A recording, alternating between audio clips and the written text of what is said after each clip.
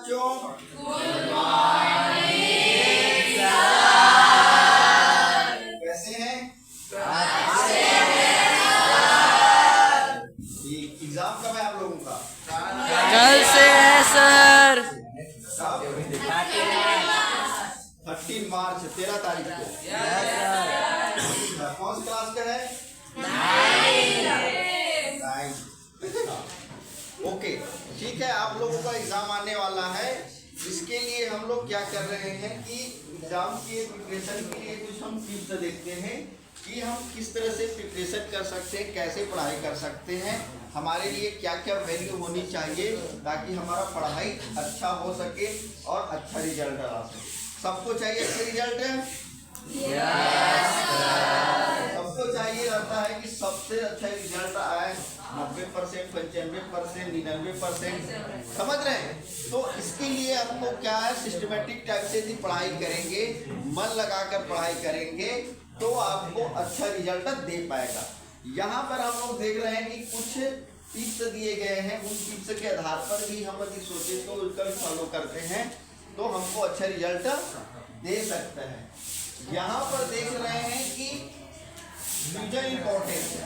आपको चैप्टर हिसाब से, आपका जो चैप्टर है ना, बुक है, उस बुक के चैप्टर हिसाब से आपको क्या करना है। आप तो पढ़ाई साल भर कर लिए हैं, अब आपको पूरे ऑल सब्जेक्ट है, जितने भी सब्जेक्ट हैं उसको 10 दिन बचा है, तो 10 दिन के हिसाब से आपको हर एक चैप्टर को पूरा सिलेबस कंप्लीट कर लेना है ताकि कोई भी चैप्टर छूटे ना, और सभी जो बुक है, सभी जो सब्जेक्ट है वो सब्जेक्ट आपका पूर्ण हो जाना चाहिए। एग्जाम के पहले आपका सारी सिलेबस, सारी चैप्टर क्लियर हो जाना चाहिए। जैसे मेन एग्जाम आता है, फर्स्ट एग्जाम आता है, उसका कंटिन्यू आपको 2 से 3 दिन आपको उसी को पढ़ना है ताकि वो रिजल्ट आपका अच्छा जा सके। समझ रहे हैं?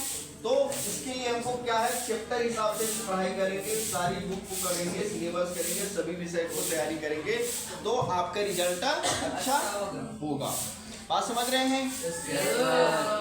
दूसरा बोल रहा है कि भाई आपको चैप्टर हिसाब से क्या करना है, टेक्स्ट बुक बना लेते हैं। टेक्स्ट बुक देखते हैं कि लोग देखते हैं कि कुछ छोटा छोटा कहानी, छोटा छोटा समरी टाइप का, या फिर आप जो पढ़े हैं जो बुक्स है उसको आप क्या कर सकते हैं, नोट्स भी बना सकते हैं। समझ रहे? वो नोट्स के आधार पर भी आप पढ़ाई करते हैं तो भी आपको अच्छा रिजल्ट देगा। भैया आपने पूरा पुस्तक पढ़े हैं, पूरा चीज़ें करे हैं, लेकिन बहुत सारा लंबा लंबा दिया गया है तो क्या छोटा छोटा आपने नोट्स बना लिए हैं, नोट्स में आपको ध्यान है कि भैया इसके बारे में मैंने ये चीज़ें लिखा हुआ हूँ। तो नोट्स जो चीज़ें हैं उसके आधार पर भी आप पढ़ाई अच्छे से करते हैं तो आपके रिजल्ट अच्छा आ सकता है। बात समझ रहे हैं? तो क्या है, ये सारी चीजें हमको देखने की जरूरत है। उसके बाद क्या है, कोई भी चीज का हमको मिस्टेक नहीं करना चाहिए। सिलेबस आपने मान लीजिए दे दिया गया है, सिलेबस दिया है, बुक दिया गया है, कोई मन लगता है कि भैया ये तो बहुत लंबा है, ये तो बहुत कठिन है, ये तो आने वाला संभावना नहीं है, ऐसे नहीं देखना है। पूरा टॉपिक को आपको देखना है, हर एक चैप्टर को, हर एक सिलेबस को आपको कंफर्म कर लेना है ताकि वो कोई चीज़ें छूटे ना, छोटी हो चाहे बड़ी हो चाहे जैसा भी हो, उसको क्या है प्रॉपर हर एक चैप्टर को, हर एक टॉपिक को आपको देखने की जरूरत है ताकि कोई भी क्वेश्चन छूटे ना, कोई भी चीज़ें समझ ना आए, ऐसा ना होना चाहिए। आपको प्रॉपर सारी चीज़ें आपको क्या है समझ होनी चाहिए, इसके हिसाब से आप तैयारी करेंगे तो आपको रिजल्ट मिल सकता है। उसके बाद क्या करते हैं, स्टडिंग आप मस्ट, मतलब आप एग्जाम के समय आप मोस्ट चीज़ों को देख सकते हैं। भाई आप एग्जाम आज होने वाला है तो आप ऐसा प्लानिंग करेंगे कि भैया मेरे को कौन से मोस्ट चीज़ें दिख रहा है जिसको याद करने से यही आज एग्जाम में आने वाला है या किसी से रिलेटेड आ सकता है, तो उसको अच्छे जो क्वेश्चन है, इम्पोर्टेंट क्वेश्चन, आईएमपी जो क्वेश्चन है उसको छांट करके आप पढ़ाई करेंगे तो उस दिन आपका करेंट माइंड में रहेगा और वो आने से वो आसानी से आप बना सकते हैं। तो इम्पोर्टेंट क्वेश्चन भी आपको छांटना पड़ेगा ताकि वो सारी चीज़ें आपको कंप्लीट हो सके। ये सारी चीज़ें हैं।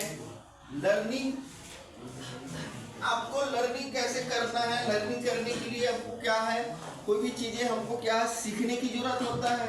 तो सीखने के लिए आप बहुत सारी चीज़ें को आप अपना सकते हैं। सीखने के लिए क्या कर सकते हैं, उसके लिए आप क्या कर सकते हैं, कभी कभी ग्रुप डिस्कशन भी कर सकते हैं कि भैया कुछ चीज़ें समझ नहीं आ रहा, तो आपस में ग्रुप डिस्कशन के माध्यम से कोई चीज़ों को आप बता सकते हैं, समझ सकते हैं, ताकि आपको अच्छा से समझ आ सकते। दूसरी चीज़ें नहीं समझ आ रहा, आप टीचर से डिस्कशन करिए कि आप टीचर से बात करिए कि ये चीज़ें मेरे को समझ नहीं आ रहा है, इसके बारे में बताइए करके, तो टीचर आपका हेल्प करेंगे, समझ रहे हैं। और उसके बाद सही वातावरण में पढ़ाई करिए। ऐसा नहीं कि कहीं शोर हो रहा है या फिर ऐसी जहाँ पर रह रहे हैं वहाँ पर गंदगी फैलाकर बैठे हुए हैं, तो उसमें भी नहीं होनी चाहिए। सीखने के लिए आपको अच्छा वातावरण चाहिए ताकि आप उसको अच्छे से फोकस के साथ पढ़ाई कर सके, आपका मन उसमें अच्छे से लगा रहे। तो इसके लिए हमको जरूरी होता है, ठीक है। तो ये सारी चीजें क्या है देखने की जरूरत है। उसके बाद यहाँ पर और कुछ दिया गया है, सैंपल पेपर। आपने देखते हैं कि कई जगह आपको पुराना जो क्वेश्चन दिया, पिछले साल का जो क्वेश्चन होता है, उस पुराने साल के क्वेश्चन को देखो कि किस पैटर्न पर आता है, कैसे कैसे क्वेश्चन आता है। वहाँ 1 नंबर के आता है, 2 नंबर के आता है, 5 नंबर के आता है, 6 नंबर के आता है, 4 नंबर के आता है, कितना नंबर का आता है, कौन से चैप्टर से कितने नंबर का आ रहा है, कौन से चैप्टर से कम आ रहा है, कौन से चैप्टर से ज़्यादा आ रहा है, या किस तरह के क्वेश्चन आता है। उसको देखने से आपका जो डर है, जो आपके मन में जो डर बना हुआ है, उसको देखने से आपको कॉन्फिडेंस आएगा, ताकि ये इस तरह के क्वेश्चन आता है, इतना क्वेश्चन आता है और इतने समय लगता है, ताकि हम उसको उतने समय में बना सकते हैं। तो पुराने क्वेश्चन का भी हम लोग प्रैक्टिस कर सकते हैं और उसके हिसाब से आप लोग एग्जाम की तैयारी कर सकते हैं। तो पुराने क्वेश्चन का भी यूज आप कर सकते हैं 2 साल, कभी कभी 1 साल 2 साल के रिपीट करने से उसमें से भी कुछ क्वेश्चन फंस सकता है। तो उनका भी हमको क्या करना है, अध्ययन करना है, ताकि वो सारी चीज़ें कंप्लीट हो सके। उसके करेक्ट पैटर्न आपको अच्छा पैटर्न अपना सकते हैं, जैसे कि कोई लिंक हो गया, जैसे आप लोग कोई चीज़ें समझ नहीं आता है, आप तो यूट्यूब के माध्यम से देख सकते हैं, समझ रहे हैं। कोई अच्छा सा जो पढ़ा रहे हैं उनके माध्यम से देख सकते हैं, आप ChatGPT के माध्यम से देख सकते हैं। तो ये बहुत सारी चीज़ों के माध्यम, सोशल नेटवर्क के माध्यम से भी आप नए चीज़ें स्किल देख सकते हैं और उसके बारे में समझ सकते हैं। कोई चीज़ें यदि आपको समझ नहीं आ रहा, तो इसके माध्यम से आप भी यदि तैयारी करते हैं तो भी आपको बहुत सारा फायदा हो सकता है। आपको 3 आवर्स को कैसे यूज करना है सारी पेपर में, मान लीजिए 3 घंटा का आपका एग्जाम है, तो उसको प्रॉपर आपको टाइम मैनेजमेंट करना चाहिए। ये नहीं है कि कोई क्वेश्चन बन नहीं रहा है तो उसको आप सोचते सोचते उसमें टाइम वेस्ट कर रहे हैं।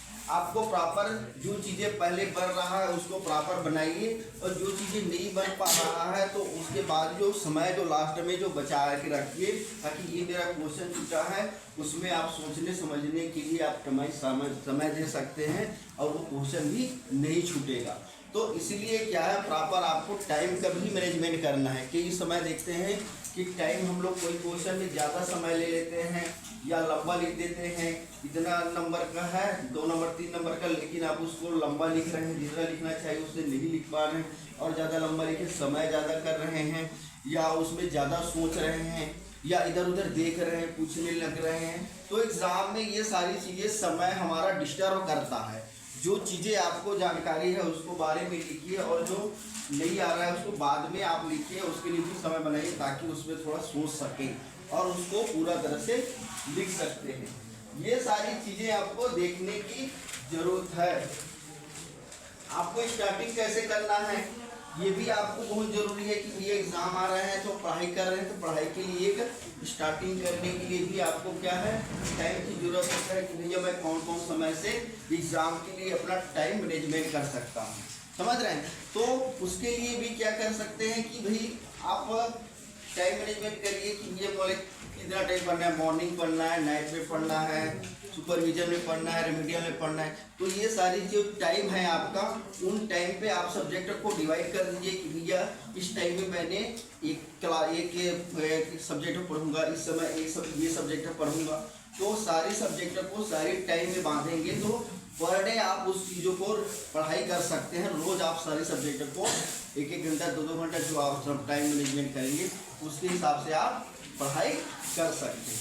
तो ये सारी चीज़ें हमको क्या करना है, देखने की ज़रूरत पड़ता है, ताकि आप उन सारी चीज़ों को डायरेक्ट आप कैसे आप जैसे कि जो फ़ोन ये सारी चीज़ें हैं या कोई फालतू वर्क है, समझ रहे हैं, या कुछ और कोई काम आ रहा है या घर में बात करना है, समझ रहे हैं, या फिर और कुछ कार्यक्रम करना है, ये छोटी छोटी जो चीज़ें हैं उसको एग्ज़ाम के समय आपको इग्नोर करना है ताकि आप प्रॉपर आप पढ़ाई में फोकस कर सकें। ठीक है, घर की कोई बात मान ले कोई चीज़ें हो रहा है, घर में कुछ फंक्शन हो रहा है, ये सारी चीज़ें हैं तो उनमें भी आपका माइंड नहीं जाएगा ताकि आप प्रॉपर इस सारी चीज़ों को प्रयोग कर सकें। तो इस तरह से आप क्या कर सकते हैं, पूरे इस टिप को अपना करते हैं तो आप अच्छा रिजल्ट ला सकते हैं। ला सकते हैं कि नहीं ला सकते हैं? ला सकते हैं कि नहीं ला सकते हैं? तो ये हमको समझ में आता है कि भैया किस तरह से हम प्रॉपर पढ़ाई में फोकस करें और पढ़ाई के माध्यम से यदि यूज करते हैं तो हम अच्छे रिजल्ट ला सकते हैं और एग्ज़ाम में स्ट्रेस तनाव आपको नहीं होगा। स्ट्रेस तनाव तब होता है जब आपने पढ़ाई नहीं किए रहते हैं या आपका पढ़ाई जो पार्ट कमज़ोर है तो आपको डर आता है। यदि आपका पढ़ाई कंप्लीट है, अच्छा है, आपने बनाने में अच्छे समझ रहे हैं तो उसमें आपका कॉन्फिडेंस बना रहता है और आपको टेंशन तनाव नहीं होता है। यदि आपने पढ़ाई प्रॉपर नहीं किए हैं तो आपको एग्ज़ाम में टेंशन होगा, तनाव होगा, घबराहट होगा, समझ रहे हैं। तो ये सारी चीज़ें यदि आप अपनाते हैं तो कोई प्रकार का टेंशन नहीं होगा, कॉन्फिडेंस आपका बढ़ेगा। तो वो सारी चीज़ें हमको देखने की जरूरत है, समझ रहे हैं। तो ओके, थैंक यू। तो इस प्रकार का हमारा ये टिप्स था कि कैसे हम एग्जाम में प्रॉपर उपयोग कर सकते हैं। ओके, ठीक है, थैंक यू।